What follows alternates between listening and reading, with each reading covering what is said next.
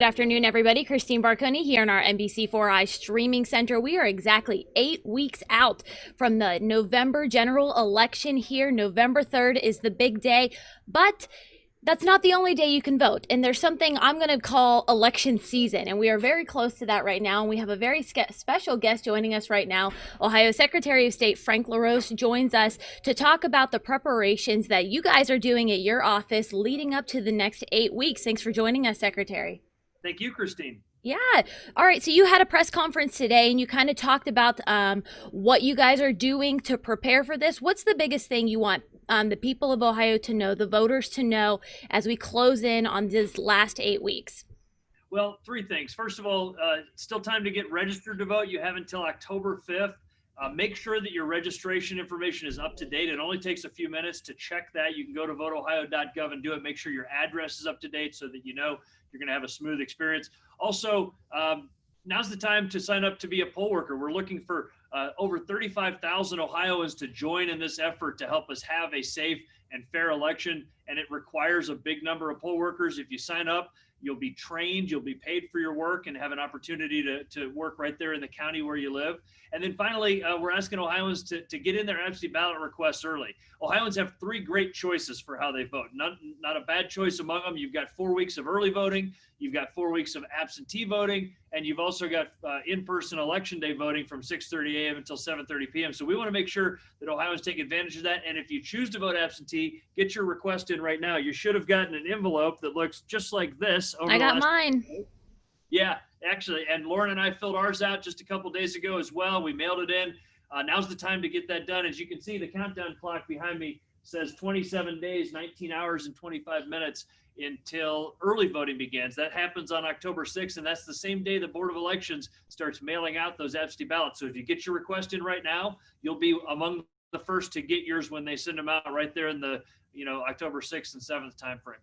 Something that a lot of people do over the summer months is move, and so I kind of want to also talk about making sure if you're moving into Ohio from another state, or you're moving from another city in Ohio, you can still make sure you are registered to vote in the state of Ohio right now as well.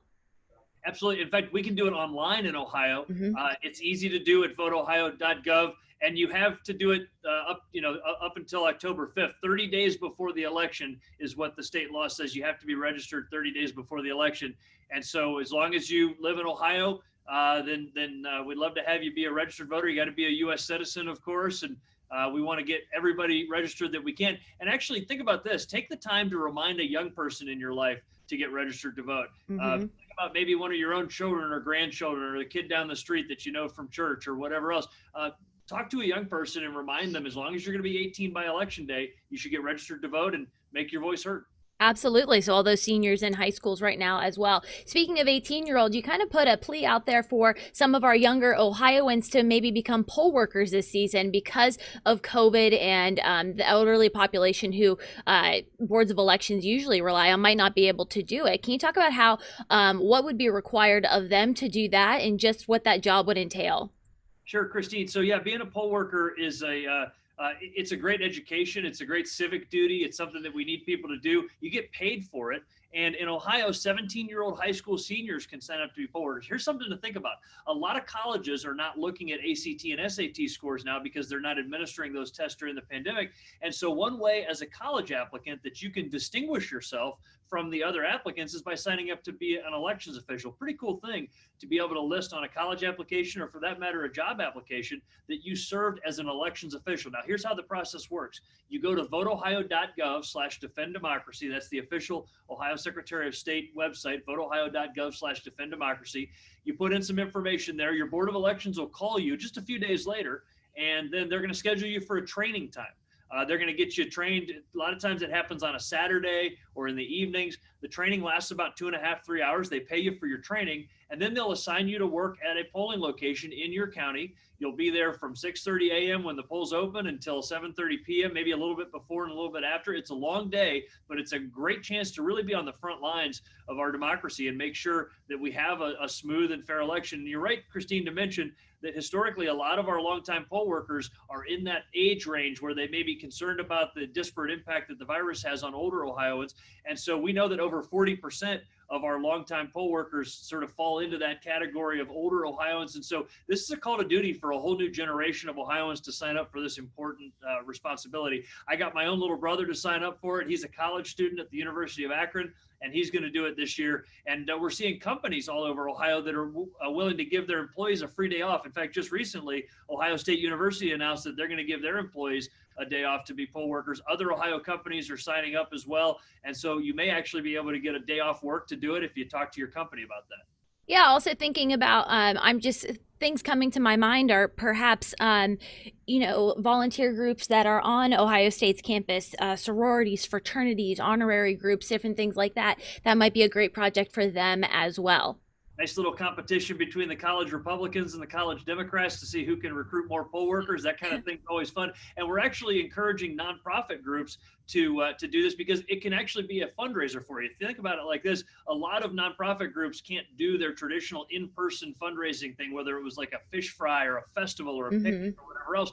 But if you get a few dozen of the members of your charity group to sign up to be poll workers, and then they commit to donating their poll worker salary back to the charity, it actually could be a fundraiser for your organization. And poll workers get paid between like $120 and $200, depending on the county. So it actually could be a nice fundraising opportunity for a nonprofit group to just encourage their members to go to voteohio.gov/defenddemocracy and sign up to be a poll worker. I mean, shoot, that's not a small chunk of change. So even if you need the money, get out there and do it too. Absolutely, yeah. So you mentioned that it is a long day for poll workers. It's going to be a long day for us in the media and you as well, because it's not going to be a traditional, you mentioned it in your press conference earlier today, before the sun goes down, we might not know the results of this election. Can you talk about what that process is going to be like and why you think it's going to be a longer night than usual? Sure. Yeah, we know that it takes a while longer to count the absentee ballots sometimes, especially those absentee ballots that arrive on election day. Those envelopes have to be cut open. The data has to be verified. They even have to smooth them out so they can get the folds out of them so they go through the scanner. The good news is that in Ohio, we can start processing those ballots as soon as they come in. So imagine if Lauren and I get our absentee ballot from the Franklin County Board of Elections on October 6th or 7th. We're going to make our votes. We're going to sign the envelope, fill out all the identifying information. We're going to mail it in. Let's say they get it on the 12th or 13th of October at the Board of Elections. They can cut it open. They can verify the information, check our signatures on file, make sure that they're right. And they could go ahead and get it flattened out and ready to scan and everything else. In some of our neighboring states, they can't do that. In Michigan or Pennsylvania, for example, they can't even open the ballot envelopes until Election Day. So they could end up with days of delay up there. Here in Ohio, we are able to do that, and it's something that will help expedite the process, but it will go later. What I said in the press conference is that, my hope is that we have results before the sun comes up on Wednesday. Oh, morning. That's it. Yeah, but brew a pot of coffee. What's always more important than speed is accuracy. We will never sacrifice accuracy for speed. We like to know what the results are, but it's also important to mention that those results you get on election night are always the unofficial results. That's not the final tabulation. There are many more ballots that still have to come in. In Ohio, those ballots can be received up to 10 days after the election, as long as they're legally cast and postmarked by November 2nd. And so when we report results on election night, that's a snapshot. It's a good indication of where things are, but it's not the final answer. And by the way, when those numbers change between election night and the final certified result weeks later, it's not a sign that something nefarious has happened. In fact, quite the contrary. What it is the manifestation of that commitment that every voice matters, and so every vote matters, and we're going to count every ballot that's legally cast in the state of Ohio. That means that the numbers could change between election night and the final certified results weeks later. So politicians on election night, they're going to be holding their usual parties. Everybody likes to give, their victory speech, or if you're on the other side, the concession speech that night, but we might not be seeing those come election night too early, or maybe they'll be closer to dawn if they're willing to wait that long. Well, and it's important for you all that work in television journalism to think maybe about how you produce those programs on election night. That traditional model of, hey, we're going to have the person with the big board over here, and then we're going to have the decision desk people over here, and we're going to call it at a certain time. That may not be the case this year, and it's just important for people to be ready for that. That kind of patience that's going to be needed. Listen, I think Ohio is going to have our results pretty quickly on election night. At least we're going to try to do that. but those are not the final results. And one of the things that we're changing about the way that we report election night results is that we're going to prominently feature the number of outstanding ballots that are still out there. So what we know is That'll be fantastic for us. yeah, absolutely. And so Ohioans that have requested their absentee ballot but haven't returned them yet, that's a knowable number. We know a certain number of ballots that'll still be out there in the field. We expect a large percentage of those to come back. And so we're going to report that number. It could be tens or hundreds of thousands of ballots. Those are, again, as long as they're legally cast on time, they could be making their way back to the Board of Elections through the postal system and that kind of thing. And so those are important to take into account as well. We're going to report on election night or early Wednesday morning every result that we have. The ballots that we have in hand that were cast early, that are cast as part of the absentee process, and that were cast on election day, those will all get tabulated and reported. But again, we'll continue to receive ballots for up to 10 days after that, and those all deserve to be counted as well. Absolutely. So this is actually, I just want to emphasize, this is nothing new in Ohio. You guys have been doing this for years and years. People have been, I did it when I was in college, and I went to Ohio State, voted in Jefferson County where, my residence was. So filling out those absentee ballots, it's nothing new because people like to vote in different ways. They sit at their dining room table and take their time and look up each candidate. So how long has Ohio been doing this, and how sure are you that this is a really good process? Yeah, for close to 20 years. And this is why, as I say, Ohio is really well positioned to run elections in the midst of challenging times like this. Some of our neighboring states have just this year figured out, hey, we need to have early voting, and they're quickly figuring out how to do that. Ohio's been perfecting that for close to 2 decades. Some of our neighboring states have just finally said, hey, we need to have no-fault absentee voting, which simply means anybody that wants to can vote from the comfort of home. Right. Ohio's had that for close to 20 years, and we've had the time to get used to it and understand it. Our boards of elections have gotten used to it. We handle routinely 20 or 25% of our ballots come in by mail. So 1 out of every 4 vote in Ohio traditionally and over the last 2 decades has come in via the absentee voting process. So our boards are well equipped to handle high volumes of absentee voting. Now, we think those numbers are going to go even higher this year. That's a good thing. Mm-hmm. I've told our boards of elections to be prepared for up to 2 times as many as they normally get. So let's say 40 or even 50% of the ballots came in by mail. As long as they don't all come in at the last minute, our boards of elections are going to be well positioned to handle that. Now, if people procrastinate and everybody mails in their ballot at the last minute, there's going to be an avalanche at the Board of Elections, and then they're going to be overwhelmed. They only have a certain capacity. Yeah. And so we talk about flattening the curve in a different way here. We'll flatten the absentee ballot request curve by getting your absentee ballot sent in as soon as you can. And by the way, in Ohio, you can track your absentee ballot by going to voteohio.gov. So if you like that experience of putting it right in the box or putting it in the scanner, you can have sort of the digital equivalent of that by going to voteohio.gov. You can track your ballot and make sure that it's received. And actually here in Franklin County and in other counties around Ohio, you can receive push notifications, a text message or an email from the Board of Elections each step along the way. They'll text you when they get the ballot request. They'll text you when they send out the ballot. They'll text you again when they've received your ballot, and then you know that your voice is going to be heard. And so again, absentee voting, early voting, nothing new in Ohio. It's important that people take advantage of those. They're tried and true, and they're secure. Ohioans on both sides of the aisle, Republicans and Democrats, for close to 20 years have trusted this process as an easy way to make their voice heard. And Christine, you were mentioning some people like to do their research. This is a great way to be a really informed voter. Now, think about this. When you go to vote in person, you kind of have to have it all committed to memory. Right? You have to know who you're going to vote for. And I think when it comes to like the presidential race and the congressional race, most people probably have their minds made up by now, or certainly will by the time they go to vote. But those local races, those really important issues and levies, yeah. Absolutely. So when you vote absentee, it's like being able to cheat on the test. Yeah. You can flip open your laptop. You can call a friend. My grandma does this. My grandma's a very, very healthy, young, almost 90-year-old woman, and she gets out and about and is very active, but she votes absentee because she wants to be as informed as she can. And when she finds a candidate that doesn't have enough information on their website or doesn't have a position paper, she'll call me up and she'll say, Frankie, tell me about so-and-so who's running for judge up here. And then I'll help grandma understand who that candidate is. Now, also, it's important to understand that if you vote absentee, you may not get as much political mail and phone calls.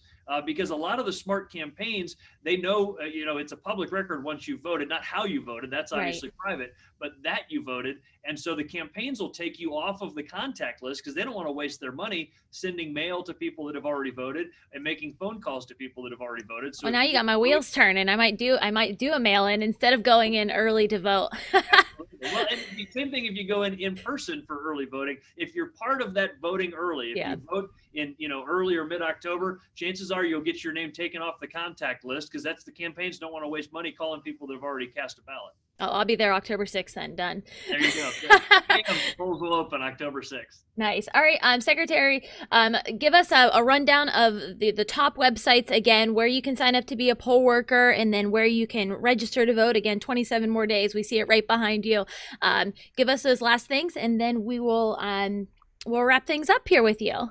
VoteOhio.gov. That's the trusted source for everything you need elections related here in Ohio. VoteOhio.gov. You can get registered to vote. You can update your registration. You can volunteer to be a poll worker. If you lost this envelope that we mailed to you, you can print off your own absentee ballot request, or you can even get instructions if you don't own a printer on how to make your own form just using a piece of notebook paper.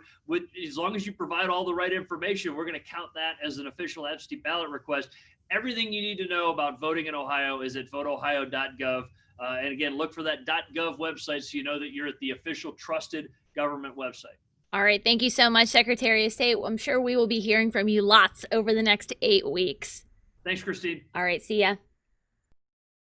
All right, everybody, running on your screen right now is a video with all of the important dates that you need to know as far as pertaining to elections. September 18th, military and overseas voting begins. That is in just 10 days from now. October 5th is the last day to register to vote. And then on October 6th, early in-person voting begins and absentee voting by mail begins. October 31st is the noon deadline to request your absentee ballot by mail, but make sure you do it before that if you want to make sure your ballot gets to your Board of Elections on time. And then, of course, November 3rd is the general election day. Absentee ballots can be dropped off at the Board of Elections in person on that day as well. Thank you all so much for being with us this afternoon. I appreciate it. Let me know if you have any comments about this process, and I'll be sure to include all the links the Secretary of State mentioned in this video, in the description of this video, as well as on our website, NBC4i.com. I'll be back with you guys in